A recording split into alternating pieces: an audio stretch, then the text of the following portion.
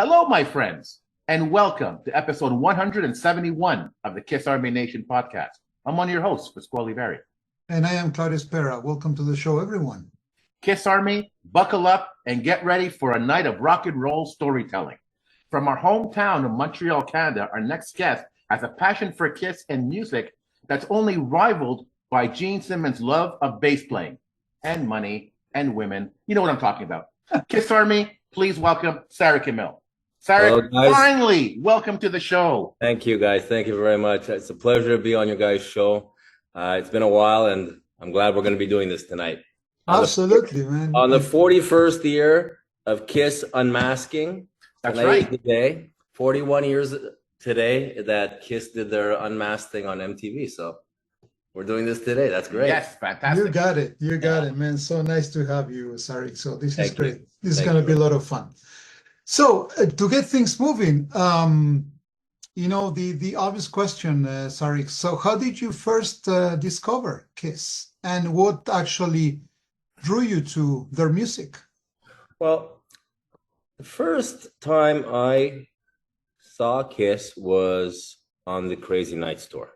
That was the first show I ever saw. But the first thing that drew me to Kiss was I bought Peter Criss's Soul album when I was about 8, 9 years old. And I remember I played it as a kid, and I was a big fan.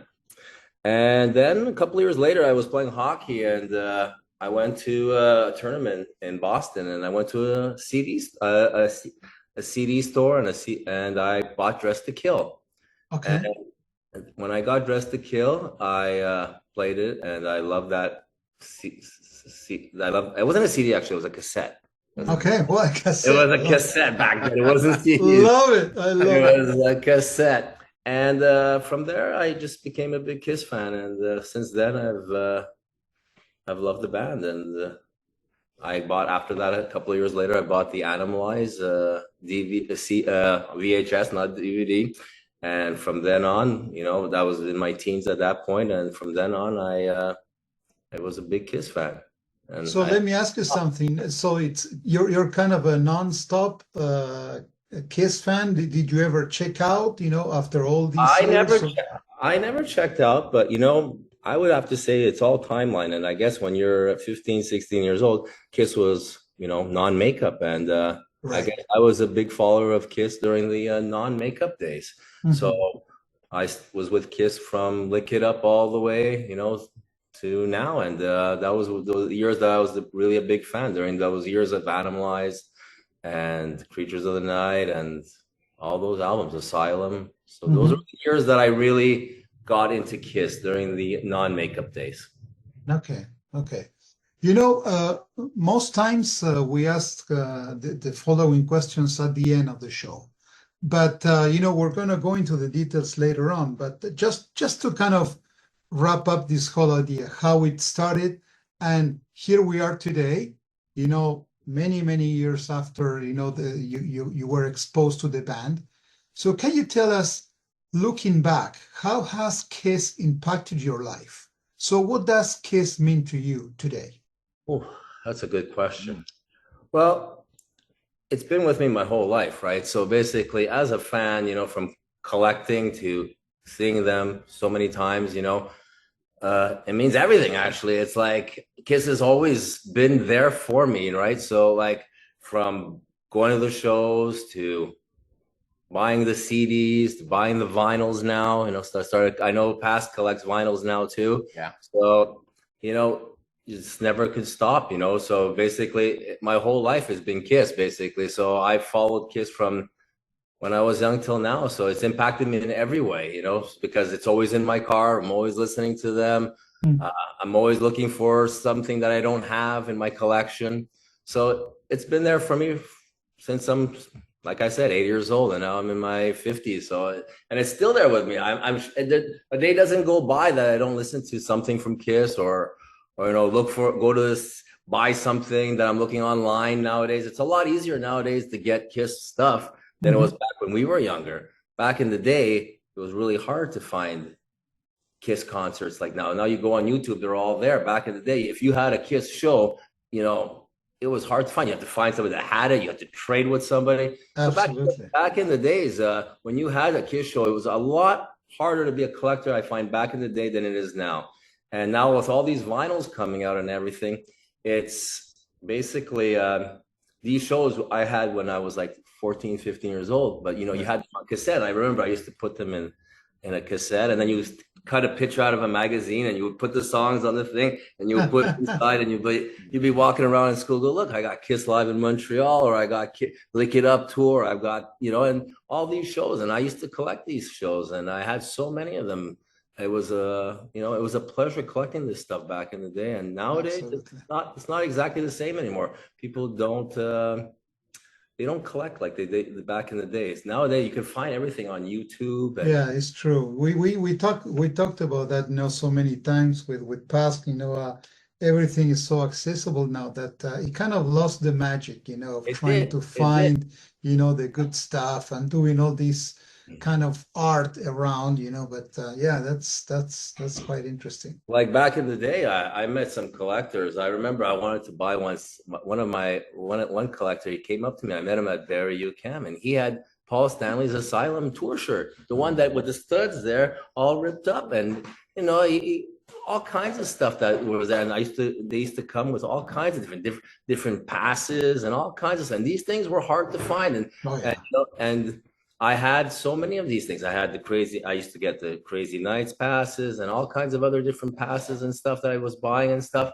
It was incredible. You know, you would go to meet people and trade with them. And, you know, nowadays we don't have that kind of trading and stuff like that. I used to go to the rock store on St. Catherine Street called Mars. I don't know if you remember that. I remember Mars. And I used to go there, and I used to sit there I used to know the guys that owned the store, and I used to go, and they used to get shows, and I couldn't wait till they get that new show. And I would buy it, like I said, on cassette and clip out a picture and put it in. And I used to collect. Now we don't collect that way. Now we have vinyls and all kinds of other stuff. Right. So, right. Yeah. So it's a different kind of collecting right now. It is indeed. But we've also said it on the show before, and like the way we experience music today, it's not the same with streaming and stuff. That's why I love collecting vinyl, because it's the experience of listening to music from beginning to end, holding that record in front of you, especially something like a live too. That's, you know, opening up that gatefold. It's an experience in itself. I know what you're talking about, Paspas. You know what, man? I go to the record store on Mount Royal now quite often, and I look for records, and I buy them online. It's just a new passion that, you know, and I never thought I'd go back to vinyls. You know, then it was first it was with cassettes, and then it went to CDs, and now we're at vinyls. And like you said, holding that vinyl is like unbelievable. You know, you have to have it. You know, some people tell me, well, why don't you just download it off the net or stuff? It's not the same. I gotta have the vinyl, you know. Exactly. And even back in the day, I had to have that CD. I had to have that cassette. And that distinguishes fans from the fans are just casual fans and the real fans, the ones that want to have everything, you know. And it's a passion and it's a collection, and you know, I've been doing that for years, you know. And my vinyl collection is getting bigger. I just started a couple of years ago, but I've been getting a lot of Kiss vinyls, and I can't stop. It's like eating Doritos. Yeah. Hey, listen, speaking of Kiss fans, you know, we've said it 1,000 times as well. Kiss fans are the most passionate people in the world. And we have such a passion for Kiss that we go through extreme lengths for the band. I know I have. I'm embarrassed to say some of the things I've done for this band. Some of the problems I've caused myself financially, emotionally for this band. That's a podcast in itself. So I want to ask you that question. What would you say is the craziest thing you've ever done to show your dedication? Oh, I've done a lot of crazy things. We all. You know, I wanted to see Kiss at the Dynasty tour. I remember, and I was sitting there and going to myself, I want to go see this show. I was like 8, 9 years old, and of course, I was too young to go. So I searched the radio to see if I can find that. I thought I was going to be on the radio, and of course, it wasn't on the radio. Then when I got to Lick It Up tour, I was still a little too young. I couldn't go. So I said to myself, okay, I'm going to miss this one. Then Kiss didn't come to Montreal. From Lick It Up all the way to Hot in the Shade, Kiss did not come for Animalize, Crazy Nights. So at the age of 16, I decided I'm going to go to Toronto to see Kiss. So me and my buddy, we just took the Voyager and we went down to Toronto. And that was my first Kiss concert. I saw Kiss on the Crazy Nights tour at the Maple Leaf Gardens. Oh, fantastic. Nice. And I love that show. That's still going to be my favorite show of all time because, it's the first time seeing the band, and I had good seats. I had like fifth row, I think, and it was just incredible. It was like, and I have a special place for Crazy Nights for me now because it was my first tour show that I saw.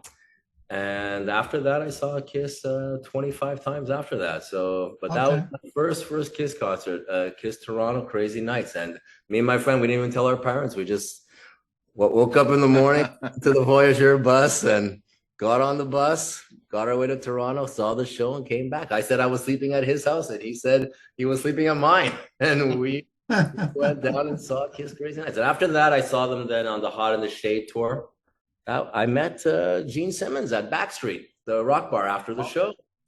And I played pool with Gene Simmons. Oh, my God. Really? Oh, wow. Yes, I played pool with Gene Simmons. I remember I got there and there was a little private room, and Gene was coming to Backstreet, and I knew everybody at Backstreet because that was a club I used to go to all the time. And I begged, I pleaded, and they let me into the room. And Bruce was there too. Bruce Kulick was there. Wow. And I was playing pool, and I played against Gene Simmons, and I was so nervous that Gene Simmons beat me. And then Gene played against my friend. So that was a memory I'll never forget, playing pool against Gene Simmons. I met Bruce that night also, which was really nice. And after that, I went to see Kiss on at CNE Stadium. They played with Whitesnake. I don't know if you guys remember that time when they played. It was Whitesnake, Kiss, Slaughter, and Faster Pussycat. Right. And Kiss was not able to close the show. And I think that was probably one of the greatest concerts I've ever seen too, because Kiss came out and they just kicked major ass because Whitesnake didn't let them use their pyro. Mm-hmm. And that's the show. Okay. Oh yeah, that was an incredible show. I think that was probably my favorite Kiss show, to tell you the truth, because you know what? Paul Stanley came out and said, we might not have our pyro, we might not have our lights, but we're going to kick some. And they just played song after song. And then when Whitesnake came on, they weren't booed, but the Coverdale was a little bit upset. He was saying, isn't anybody going to make some noise for us? It was just the Kiss Army just took over that show, man. It was unbelievable. I'll never forget that either. That was incredible. And after that, I've seen Kiss many, many times. I saw them on the Revenge tour. And of course, Reunion and Sonic Boom and Psycho Circus, and all the way to the end of the road there. I saw 7 shows on the End of the Road tour. So that was it. Those are my experiences. And Kiss conventions. I've gone to a lot of Kiss conventions. I have some great Kiss convention stories. I went to a Kiss convention. I remember what year it was, but it was Mark St. John was the guest. It was their guy. That was here in Montreal. Yes, Patrick did that one. I got. What happened was, this is an interesting story. I got there late, and I was waiting downstairs the elevator to go up to the convention. So I got on the elevator, and then 2 gentlemen got on the elevator. I didn't have a ticket for the convention, and so I pressed the button, and they said they were going on the same floor, and I said, "Are you guys going to the convention?" And they were like, "Yeah, we're going to the convention." And I said, well, I don't have a ticket, but I'm planning on going to the convention. I'm going to buy my ticket and go to the convention. So when I got up, the guy that was in the elevator told me, you come with me, you come inside. So I came into the convention, and surely enough, it was Mark St. John. No kidding. Yeah, so I got to meet Mark St. John on the elevator going up. He got me in the convention for free. And I still didn't know it was Mark St. John. He just didn't look the same. I didn't have no clue. I just said, I'm going to the convention, but I don't have a ticket. So he looked at me, and they both smiled, and they let me in. And then when he got on the stage, he looked at me, he gave me a smile saying, well, you see, it was incredible. I didn't even know it was Mark. So it was, so that I got to meet him that way. That was, and once I went to Chicago. I remember I went to Chicago, and I didn't even know Kiss was doing it. It was during the convention tour. Right. And I didn't even know Kiss was there. So I'm walking in Chicago. It was during a heat wave. I remember that because me and my dad went down there for some kind of family gathering, and our car broke down. And so we had to stay in Chicago. So I'm walking down the street, and I'm passing a hotel, and the clerk in the front there who was standing in front of the hotel goes to me, they're here. And I was wearing a Kiss shirt. So I'm like, who's here? He goes, Kiss, they're here. So he's like, if you give me $5, I'll tell you what room they're in. So, Look at that. I look at this guy and I'm like, are you kidding me? I go, Kiss is here. He's like, Kiss is here.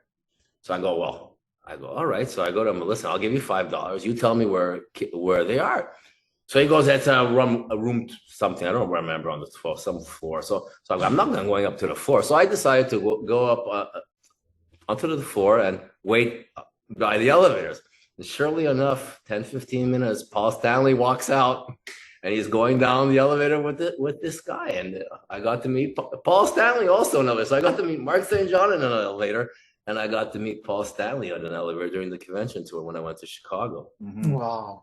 I remember the Montreal convention with Mark St. John. A friend and I were at the bar, and Mark was there.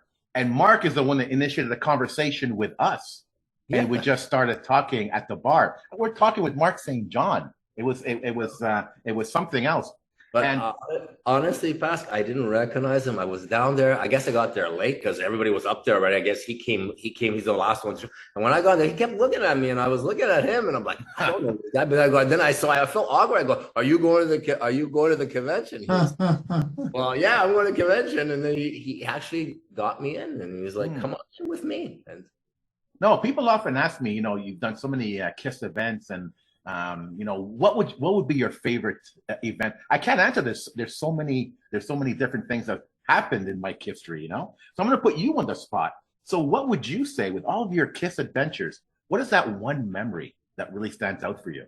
You know what? I have been privileged to be able to go backstage to see KISS many times. I think I've gone back there maybe like 12, 15 times, and I just love that aspect that I got to learn what goes on backstage, and I got to meet the guys. I got to go back there, and to me, that's something that I really, really never thought I'd do as a KISS fan. You would never think, well, I'll be able to go back there and meet, and I got to see Doc, and I got to see all the other people there, and I got to see the production managers and all that stuff, and see how everything is set up and stuff. And I found that very, very, very, very interesting. I really enjoyed having that aspect and seeing all that stuff. So to me, I feel very fortunate to have had the opportunity to go back there and experience all that backstage stuff that I got to experience. So, Saric, so you mentioned before that you've seen KISS like 25 times, you said, or something like that. And you also mentioned what your favorite show was, the one with Whitesnake, where they... No, my favorite show is the Crazy Night Show, the first one I saw. But that one, close second, yeah. Oh, yeah. Okay.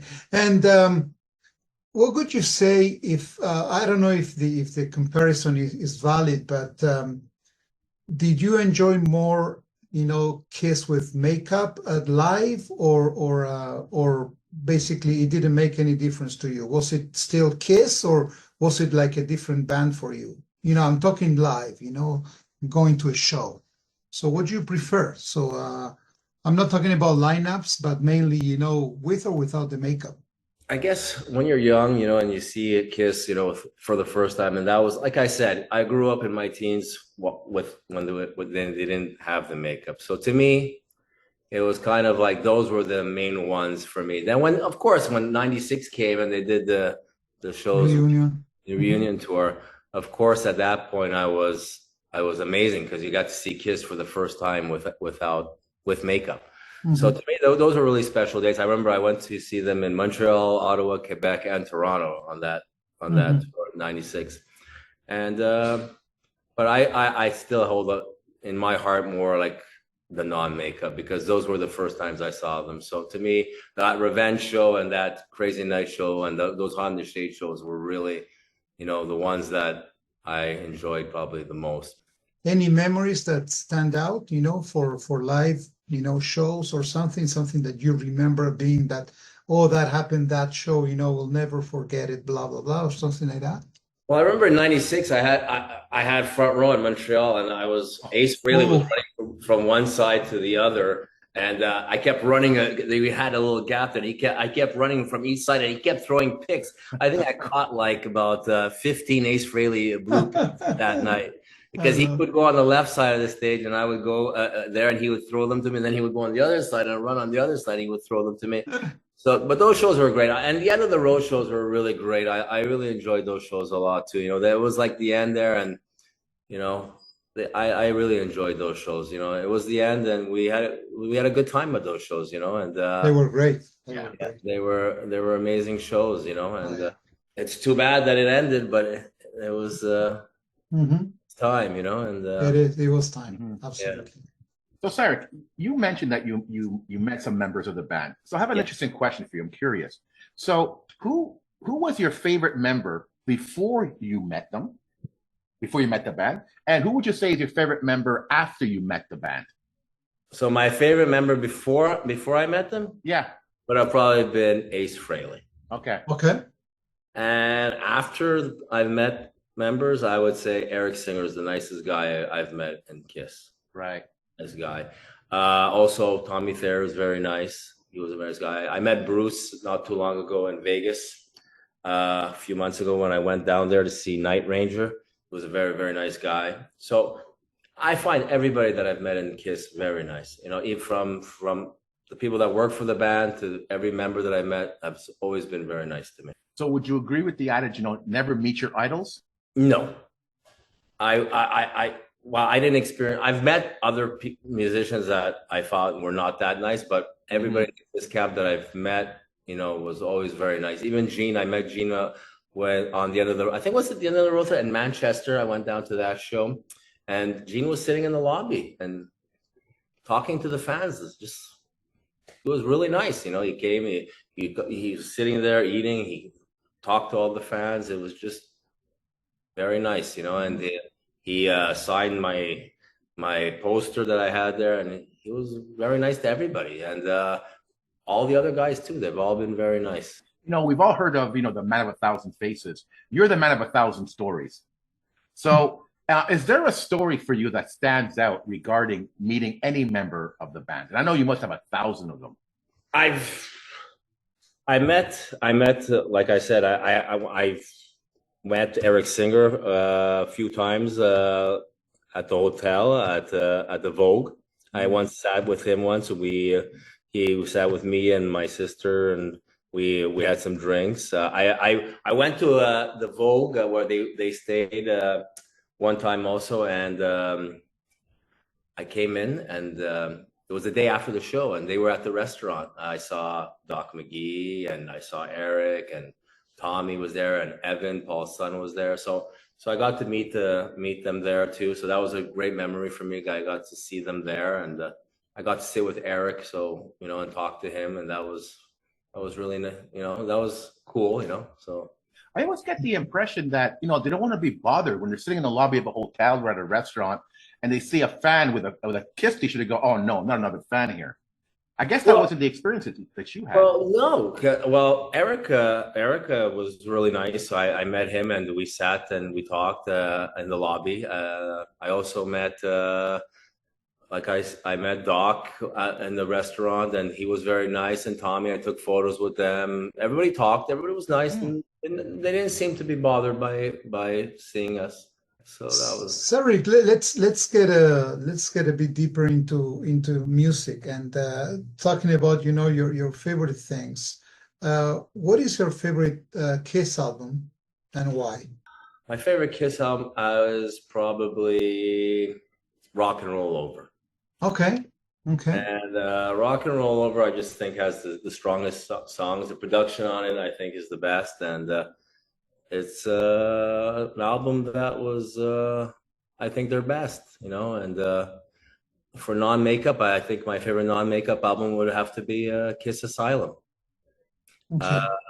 I think the production on it was good, and I also like, I think Crazy Nights was a great album too, and Revenge. I think Revenge was a strong non-makeup album. But you know, if you really think about the ones that were the best, I think makeup-wise, I would go with Rock and Roll Over. Rock and Roll Over. And Love Gun.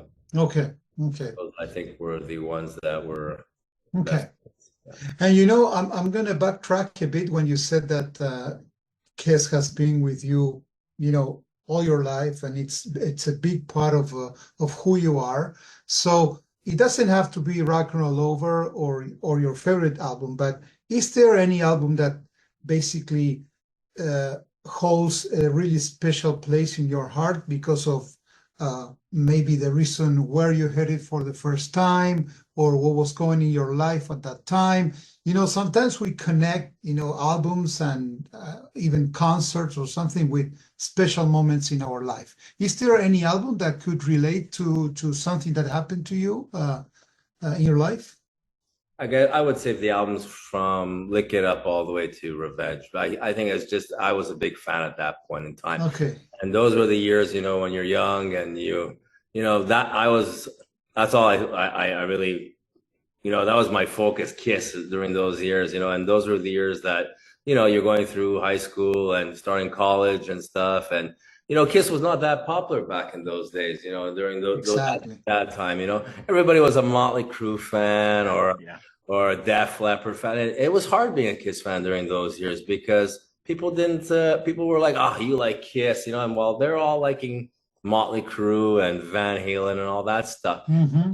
And it was, you're always the underdog. You're always the guy going, no, I'm fighting for your band and saying, no, and we stood for Kiss. And it was something, like when you fought for your band and you're like, no, we're the best, and there you go. And that's how it was, and so those were the years, because you were like, they were saying, no, you got Motley Crue, and you were like there. I used to go to the rock bars and I'd be like arguing with the guys, no, Kiss is better than Motley Crue and all that stuff. And then in the end we won, because in the end Kiss was better than than all of them, Absolutely. True. So you mentioned earlier on that you started collecting vinyl. So, but do you consider yourself a Kiss collector? You know what? Yes, I consider myself a kid. I don't do it for the collecting aspect. I do it because I guess when I was young, I was getting these cassettes and all this stuff and these shows. And that was my main thing. I was like, to find a Kiss show was my goal. Right. You know what I mean? And I'd go there and you'd find these guys and you'd be like, oh, I have this or that. And you would like trade or you would buy them off them. And it was, like I said, so when you started collecting those shows, and then after that, you started collecting them on CD, then I started collecting them on vinyl. So am I a collector of Kiss?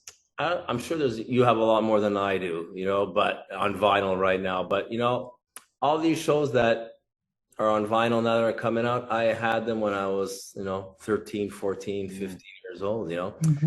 And, and I remember that it was so exciting because, let's say, for example, the Lick It Up tour, and it's still the Lick It Up tour, and some guy comes up to you and goes, hey, I got Lick It Up from Toronto, and you're like, oh, wow, and it's like you just feel like you're part of that tour, like, wow, I got that cassette from, and I collected that way. And then after that, I started buying CDs, and then they were coming on CDs. And, it's easy to find these Kiss shows, on CD and on vinyl now. And I try to get a few, I don't have tons of them, but I do have a good 40, 50 vinyls now, and Okay.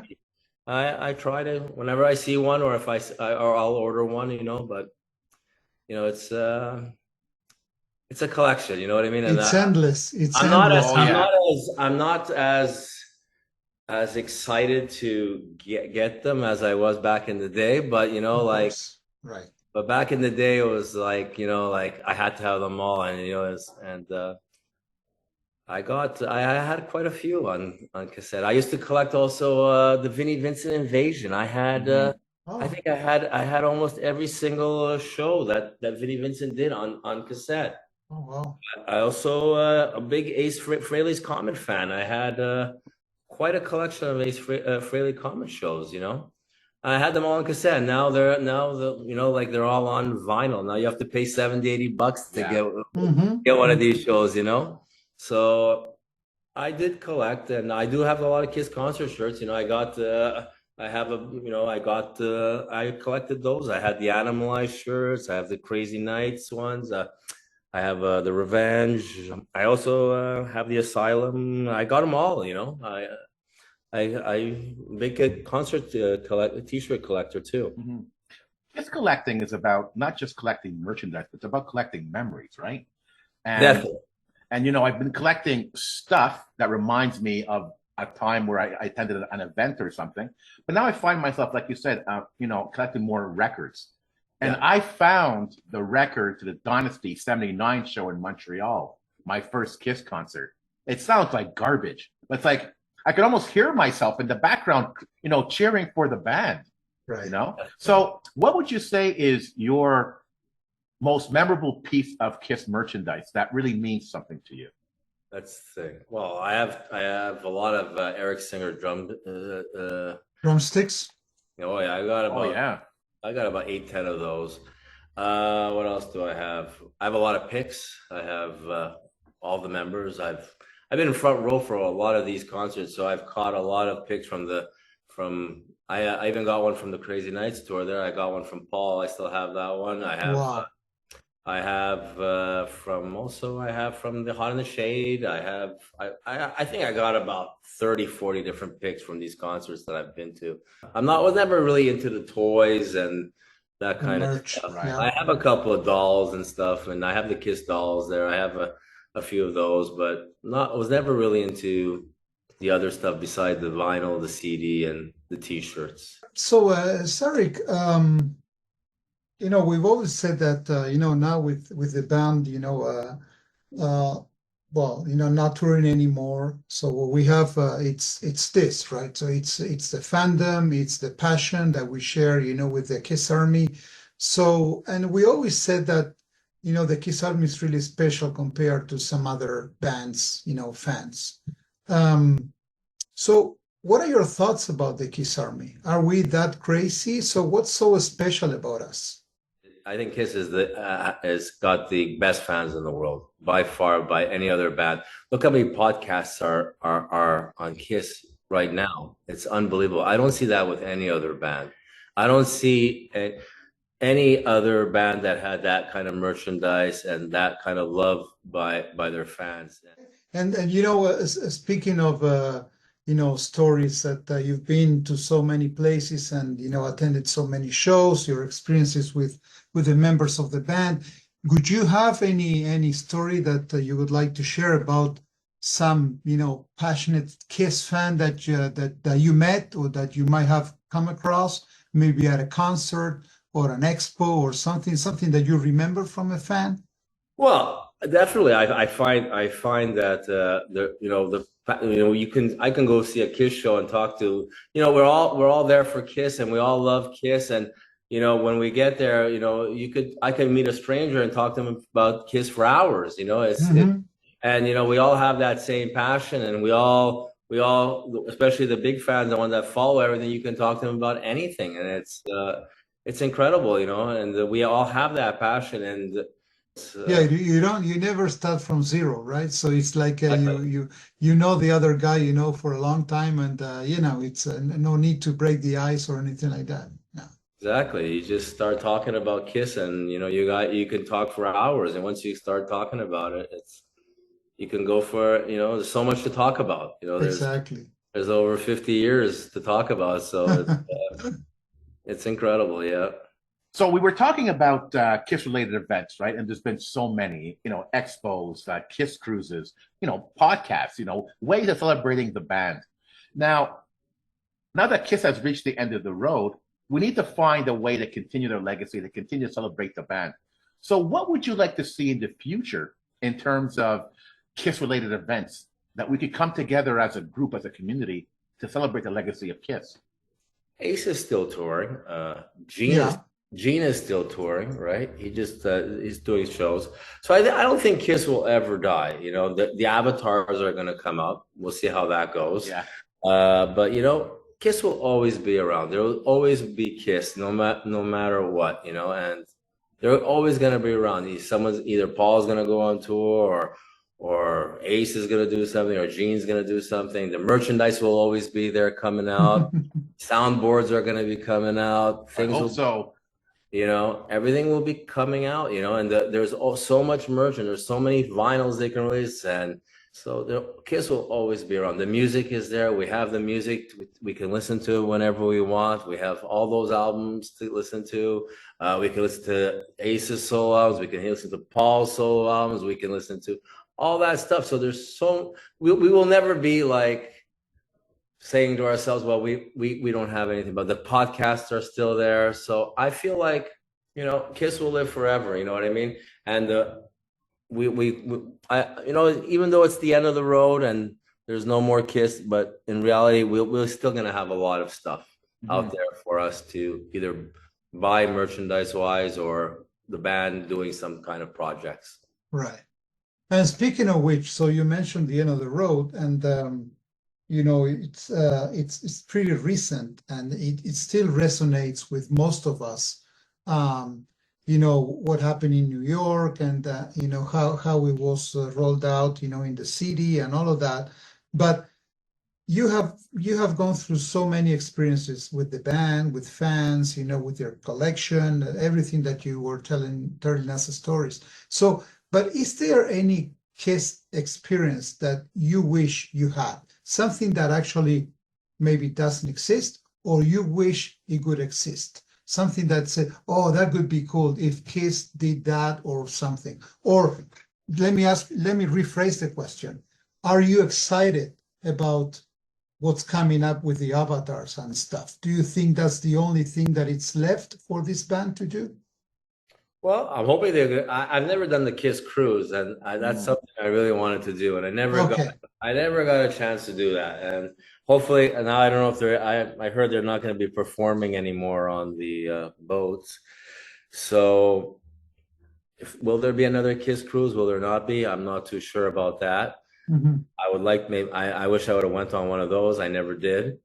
The avatars, I really can't tell you. Is that going to work? Is that not going to work? I hope it does. Is it going? Definitely not the same experience as a live show, but I'm looking forward to it. It might be good. It might not turn out successful, but we'll see. And I'm hoping it's gonna turn out well. And I'll go see it. There you go. I'm definitely gonna go see it. I'm gonna check it out, and we'll see. If there's another cruise, would you go? I think I would go. I haven't gone.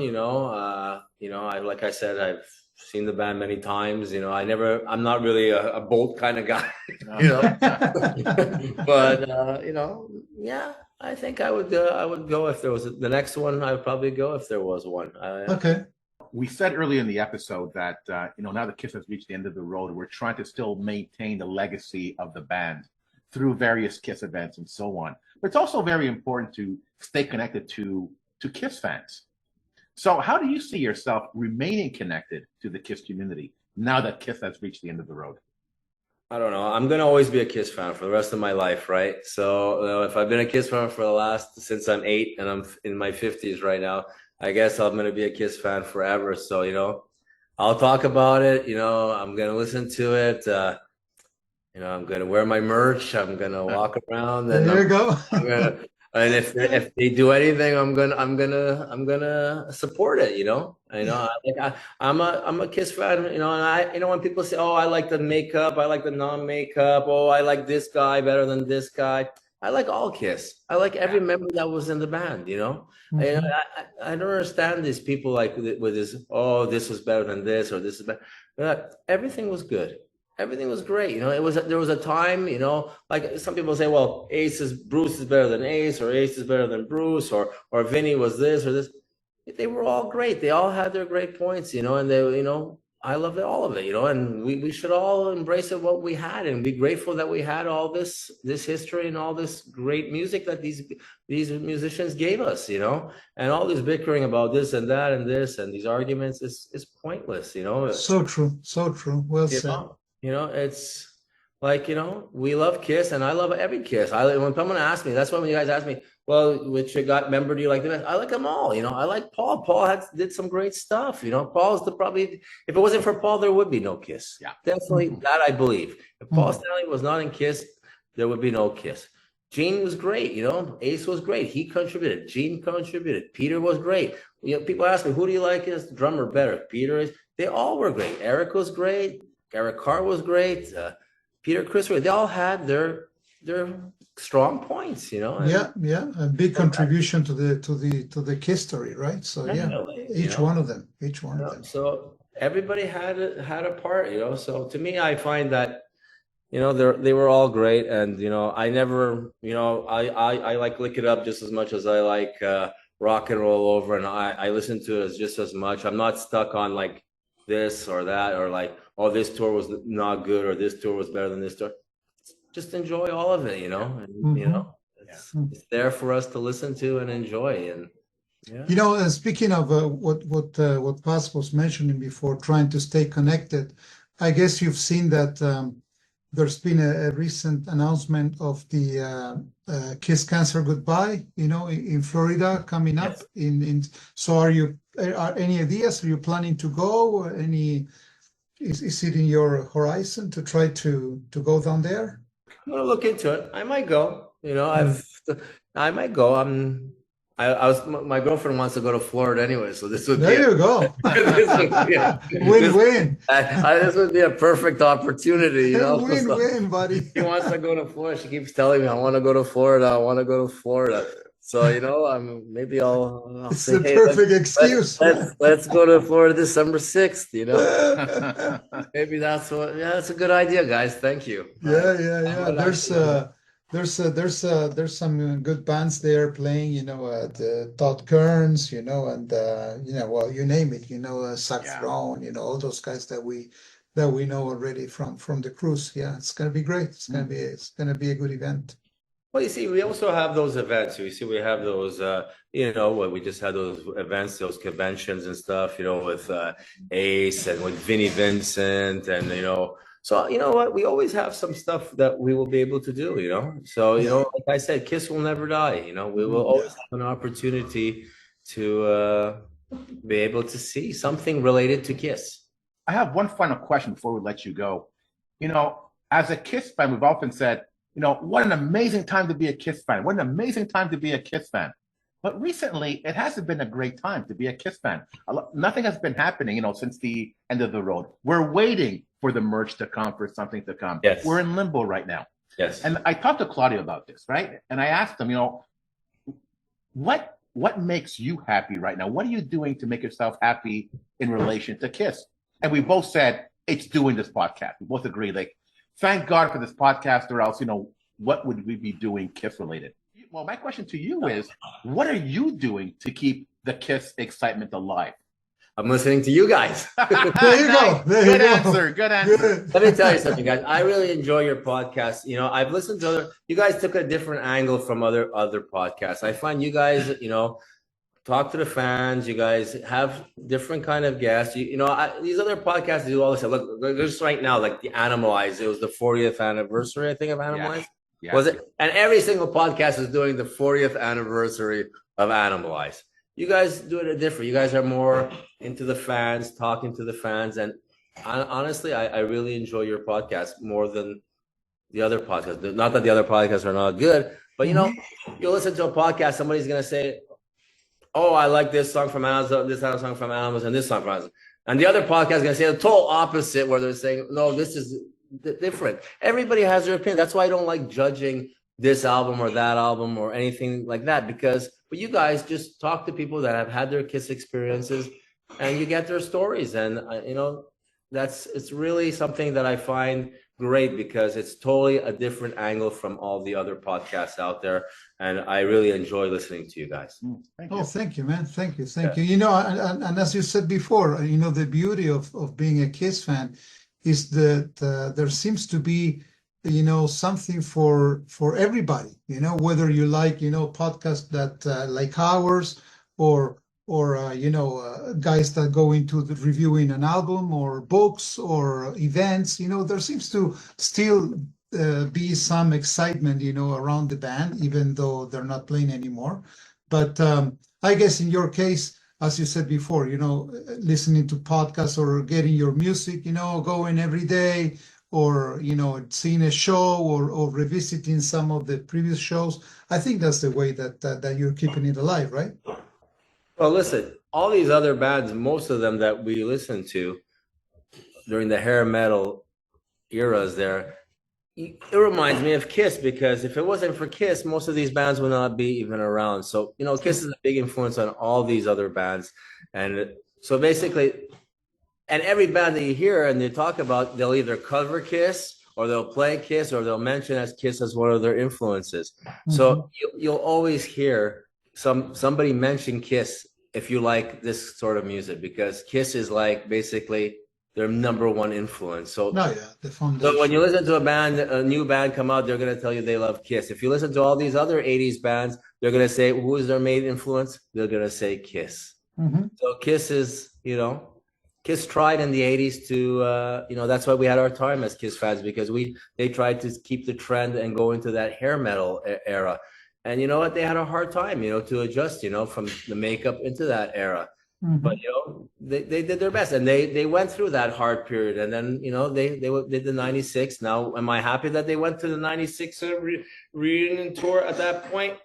I thought it would have been better if they would have continued after Revenge with Bruce and Eric. Personally, interesting. Because I think if they would have went that direction, I think the music was getting really strong at that point during the Revenge. And if they did not do that reunion tour and they kept releasing albums, I think it would have been better. Or if they would have done just that '96 tour and then went back with Bruce and Eric and continued with the non-makeup, I think that would have been a good idea for Kiss. Now, I'm not Kiss, so I can't decide for what they were going to do. But I thought that they were at a peak there on Revenge, and they were doing really well. And at that point, I just thought that was the wrong time to do that reunion tour with the makeup, because they had that hard time there with Lick It Up and with Animalize and Creatures too. When they got to after Crazy Nights, Hot in the Shade, even though it was not as successful as an album as the other albums, the stage. They started to ramp up. Yeah, they started to ramp up, and then Revenge, they even ramped up more. Then they decided to do the reunion. So. Look, Saric, it's been a huge pleasure, man, to have you. We finally made it happen. Yeah. So we were chasing you for the longest time. So now you're here with us, and I love your your attitude. So positive about Kiss. It's not about fighting with each other because of different tastes or something about the band. It's about enjoying, celebration. And, once again, buddy, so thanks for your time. Thank you for being here with us. Thank you guys for having me. Saric, we met on countless occasions, and every time we meet up, whether it's before a show or in the hallway or something, you always tell a fascinating story. And, I told you many times, I want you on the show to share your stories and your experiences. So I was really glad that we finally have you on to, have it on film, have it on video. Have this discussion with you and to tell your stories, because I think it's really important for fans to listen to other people's experiences, and we sort of live through other people's experiences, and we end up enjoying Kiss even more as a result. Thank you, guys. Thanks again. Thank you so much. Thank you. Have a good night. To the Kiss Army, we hope you enjoyed this episode. If you have any questions, comments, or ideas, please send them to talktome@kissarmynationpodcast.com. Until the next time, remember, never stop rocking. Take care, everyone. If you enjoyed this episode, check us out on Facebook, Instagram, and X. You can watch us on YouTube or listen to us on Podomatic, Spotify, iHeartRadio, or wherever you listen to your favorite podcasts. This is about you, so please like and subscribe to support the amazing guests we have on the show.